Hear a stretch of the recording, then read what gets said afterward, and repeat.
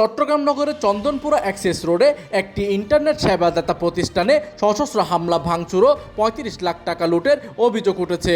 প্রতিষ্ঠানের দাবি, চাঁদা না দেওয়া এ হামলার ঘটনা ঘটেছে। তবে ঘটনার সঙ্গে জড়িতদের শনাক্তে কাজ করছে পুলিশ। সোমবার দুপুর 2:15টার দিকে চন্দনপুরা অ্যাক্সেস রোডে অবস্থিত digital.net বা DDN এর কার্যালয়ে একদল দুর্বৃত্ত ঢুকে ভাঙচুর চালায়। প্রতিষ্ঠানটির অভিযোগ, 2 দিন আগে বিদেশি একটি নম্বর থেকে ফোন করে 2 কোটি টাকা এককালীন এবং মাসে 10 লাখ টাকা চাঁদা দাবি করা হয়। চাঁদা না দেওয়ায় পরিকল্পিতভাবে এ হামলা চালানো হয়েছে। প্রতিষ্ঠানের দাবি, কর্মীদের বেতন পরিশোধের জন্য অফিসে রাখা প্রায় 35 লাখ টাকা নগদ নিয়ে যায় হামলাকারীরা। এই সময় তারা মূল্যবান যন্ত্রপাতি ও আসবাবপত্র ভাঙচুর করে এবং কর্মীদের ভয়ভীতি দেখিয়ে চলে যায়। ঘটনার খবর পেয়ে ঘটনাস্থল পরিদর্শন করেন চট্টগ্রাম মহানগর পুলিশের দক্ষিণ বিভাগের উপপুলিশ কমিশনার হাবিবুর রহমান এবং চকবাজার থানা ভারপ্রাপ্ত কর্মকর্তা নূর হোসেন মামুন।